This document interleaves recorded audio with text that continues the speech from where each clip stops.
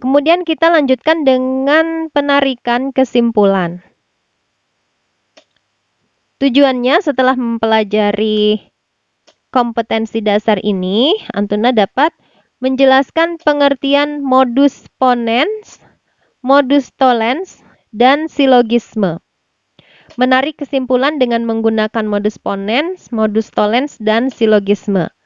Menentukan kesahihan penarikan kesimpulan. Dalam mempelajari matematika, kita telah menemukan dan memakai banyak kebenaran matematika yang dinamakan dalil. Tapi dalam hal ini dalil dalam matematika saja ya.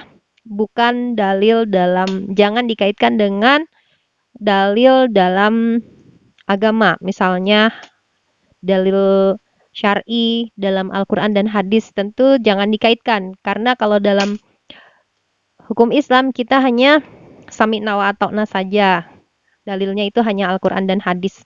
Tapi yang dimaksud dengan dalil di sini adalah dalil kebenaran secara matematika saja. Sebagai contoh, jumlah sudut-sudut segitiga adalah 180 derajat ya, ini maksudnya. Kemudian, contoh lainnya, untuk setiap X anggota himpunan R berlaku X kuadrat lebih besar dari 0. Ini maksudnya X kuadrat. Untuk membuktikan dalil atau hasil baru, kebenarannya harus diperlihatkan sebagai akibat dari sekelompok pernyataan lain, yang masing-masing dapat diterima sebagai benar atau sebelumnya sudah dibuktikan kebenarannya. Pernyataan yang diterima kebenarannya tanpa memerlukan bukti dinamakan aksioma. Misalnya, dua garis yang berlainan tidak dapat berpotongan pada lebih dari satu titik. Kesimpulan atau konklusi dikatakan berlaku atau sah bila konjungsi dari premis-premis berimplikasi konklusi. Sebaliknya, bila konjungsi dari premis-premis tidak berimplikasi, maka argumen dikatakan palsu atau tidak sah. Ya. Jadi dikatakan berlaku atau sah bila konjungsi dari premis-premis berimplikasi konklusi. Tapi tidak apabila premis-premis dari tidak berimplikasi, maka argumen dikatakan palsu atau tidak sah. Sehingga suatu kesimpulan dikatakan sah bila premis-premisnya benar, maka konklusinya juga benar. Ya, untuk lebih pahamnya kita lihat selanjutnya.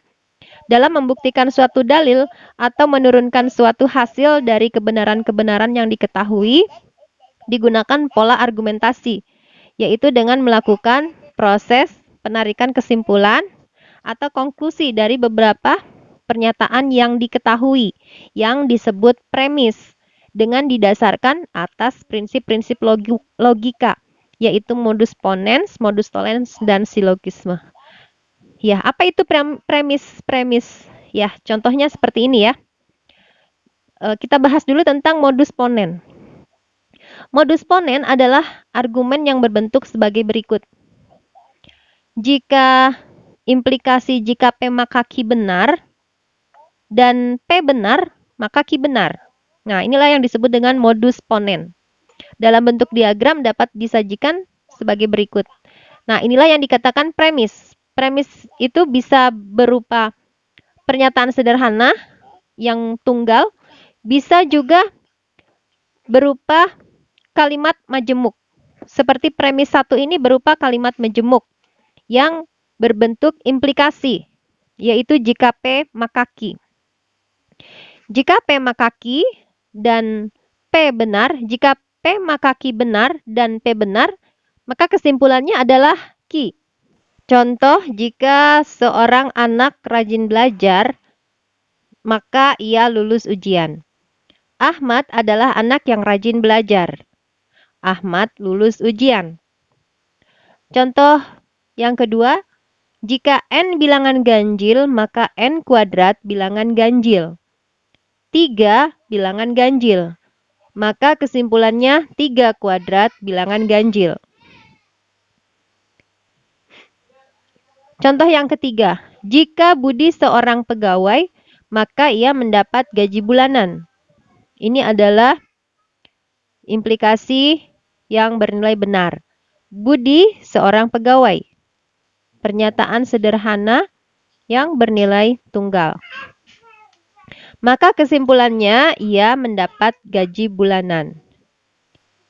Untuk menguji sah atau tidak penarikan kesimpulan secara modus ponens, dapat digunakan tabel kebenaran.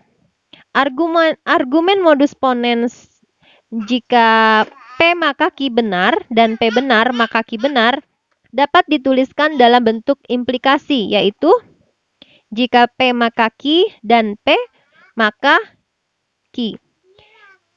Kesimpulan ini dikatakan sah bila merupakan tautologi. Tabel kebenaran dari bentuk tersebut adalah sebagai berikut. Ya, kita lihat modus ponens ini bernilai benar semua. Kalau benar semua berarti tautologi. Maka apabila modus ponens ini pada tabel kebenaran bernilai benar semua, jadi argumen atau kesimpulan bentuk modus ponens tersebut adalah sah. Ya, kita lihat di sini bernilai benar semua. Sehingga argumen atau kesimpulan bentuk modus ponens adalah sah. Kita lanjutkan dengan modus tollens. Modus tollens adalah argumen yang berbentuk sebagai berikut. Jika P maka Q benar dan negasi Q benar, maka negasi P benar. Dalam bentuk diagram disajikan sebagai berikut. Premis yang pertama, jika P maka Q benar. Premis yang kedua, negasi Q benar. Negasi Q benar. Sehingga kesimpulannya adalah negasi P. Contoh, jika hari Minggu maka Budi bertamasya. Negasi dari Budi bertamasya adalah Budi tidak bertamasya. Maka kesimpulannya berarti bukan hari Minggu. Jika ABCD belah ketupat, maka AC tegak lurus BD. AC tidak tegak lurus BD. Kesimpulannya ABCD bukan belah ketupat. Contoh berikutnya, jika ia seorang pegawai, maka ia mendapat gaji bulanan. Budi tidak mendapat gaji bulanan, maka kesimpulannya Budi bukan seorang pegawai. Nah, ini adalah modus ponens, modus tollens ya. Modus tollens. Untuk menguji sah atau tidak penarikan kesimpulan secara modus tollens dapat digunakan tabel kebenaran. Argumen modus ponens jika P maka Q benar dan negasi Q benar maka negasi P benar dapat dituliskan dalam bentuk implikasi. Ini salah ya, harusnya argumen modus tollens. Kesimpulan ini dikatakan sah bila merupakan tautologi. Nah, tabel kebenarannya modus tollens juga tautologi. Sehingga bentuk modus tollens tersebut adalah sah. Selanjutnya silogisme. Silogisme adalah argumen yang berbentuk sebagai berikut. Jika P maka Q benar dan Q benar, dan jika Q maka R benar, maka jika P maka R benar. Dalam bentuk diagram dapat disajikan sebagai berikut. Jadi kalau tadi premis yang kedua itu berupa pernyataan tunggal, pada silogisme kedua premisnya berbentuk kalimat majemuk, yaitu implikasi. Jika P maka Q. Kemudian premis yang kedua adalah jika Q maka R. Maka kesimpulannya jika P maka R. Ya, lebih mudah lihat bentuk diagramnya. Contoh, jika Budi rajin belajar, maka ia naik kelas. Adalah implikasi yang benar. Jika ia naik kelas, maka akan dibelikan sepeda. Ini juga implikasi yang bernilai benar. Maka kesimpulan, jika Budi rajin belajar, maka ia dibelikan sepeda. Ini juga kesimpulan yang benar. Yang kedua, jika N bilangan ganjil, maka N kuadrat bilangan ganjil. Jika N kuadrat bilangan ganjil, maka N kuadrat plus 1 bilangan genap. Ini adalah implikasi yang juga bernilai benar. Maka kesimpulannya, Jika N bilangan ganjil, maka N kuadrat plus 1 bilangan genap. Ini adalah kesimpulan yang bernilai benar. Selanjutnya, contoh yang C, jika X lebih besar dari Y, maka X plus 1 lebih besar dari Y plus 1.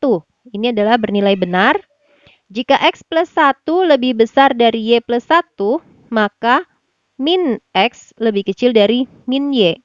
Ini juga bernilai benar. Maka kesimpulannya jika X lebih besar dari Y, maka min X lebih kecil dari min Y. Ini adalah kesimpulan yang bernilai benar. Nah, kita uji lagi penarikan kesimpulan secara silogisme dengan tabel kebenaran. Argumen silogisme jika P maka Q benar dan Q maka R benar, maka kesimpulannya adalah jika P maka R benar, dapat dituliskan dalam bentuk implikasi seperti ini. Nah, kita lihat tabelnya. Maka kita lihat bahwa tabel penarikan kesimpulan dengan cara silogisme ini tautologi, benar semua. Maka penarikan kesimpulan dengan silogisme pun adalah sah.